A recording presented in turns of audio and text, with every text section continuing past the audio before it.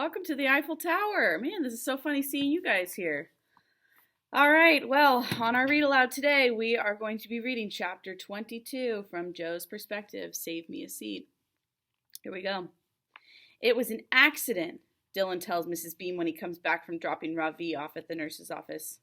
Yeah, right. Selena Gervais, who was wearing her dorky Girl Scout uniform as usual, volunteers to pack up Ravi's stuff for him and take him down to the nurse's office. She accidentally drops Ravi's pencil case as she's trying to put it back in his backpack. And the last of his 3 mechanical pencils goes rolling under the desk. Dylan sees it, and before Selena can bend down and pick it up, the pencil disappears down Dylan's pants. She hunts around for it a little, but all she comes up with is a balled up piece of paper. Crud! It's that stupid cartoon that Dylan drew. Why hadn't I thrown it in the wastebasket instead of dropping it on the floor?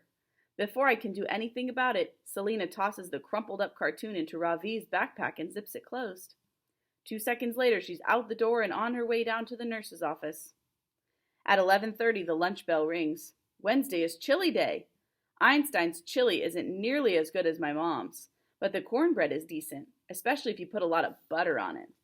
Mom is standing near the door in her red and white striped apron when I get to the cafeteria, but when she sees me, she looks the other way. I have to give her points for that.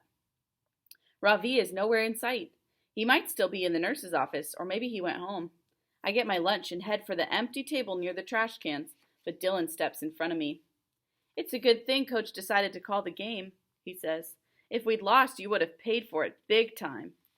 I know, I say. You told me. He grabs a piece of cornbread off my tray and stuffs it in his mouth. His eyes are pinned on me like 2 thumbtacks on a bulletin board. What was it Mr. Barnes had said? The world is full of Dylan Samreens. I close my eyes and take a deep breath, trying to remember the rest. Wake up, putty tat, Dylan shouts in my ear. I jump, and Dylan laughs, shaking the hair out of his eyes. I wonder how much time he spends in front of the mirror every day. In 4th grade, our desks had been right next to the windows, and I'd seen him checking out his reflection in the glass all the time.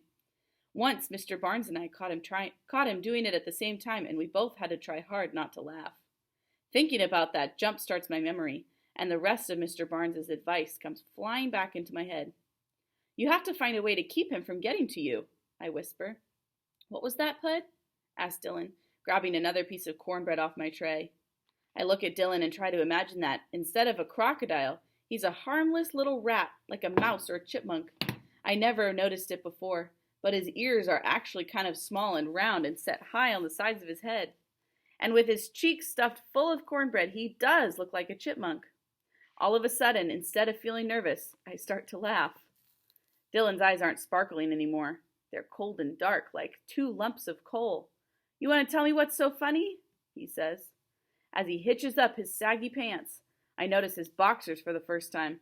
Of all the things they could be decorated with today, polka dots or clover leaves, taxi cabs or buffaloes, he's wearing boxers covered with peanuts. Peanuts! My grandma has a family of chipmunks who live under her porch, and she always puts a bowl of peanuts out for them. Dylan Samreen, the crocodile turned chipmunk, standing there in his peanut boxers, with his cheeks full of cornbread, pushes me right over the edge, and I totally lose it. I haven't laughed this hard in a long time, and every time I think I'm done, I look at his little round ears and his peanut boxers, and my stomach bunches up, and it starts all over again. I'm laughing so hard I'm crying now. Dylan's an expert at dishing it out, but he hasn't spent much time on the receiving end. He's clearly not enjoying this.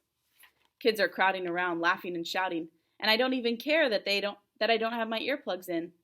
This might be one of the all-time greatest moments of my life. I'm out of here, says Dylan. Mr. Barnes was right. I found a way to keep Dylan from getting to me, and it actually worked. For 1 perfect second, I feel like I'm standing on top of the world, and then I hear the whistle blow. Break it up, my mom says, pushing her way through the crowd of kids. What's going on here? Joey, are you okay? When Dylan hears her voice, he turns around. His eyes are sparkling again. Poor Joey, he says. Here comes Mommy to save her little baby. Or maybe she needs to change his poopy diaper. Dylan looks like his old self again. He grins at me, shakes the hair out of his eyes, and walks away. So much for being on top of the world. I should have known it wouldn't last. Once a zebra, always a zebra. I look at my mom and shake my head. She just doesn't get it. Don't be mad at me, Joey. I thought you were in trouble, she says. I'm your mother.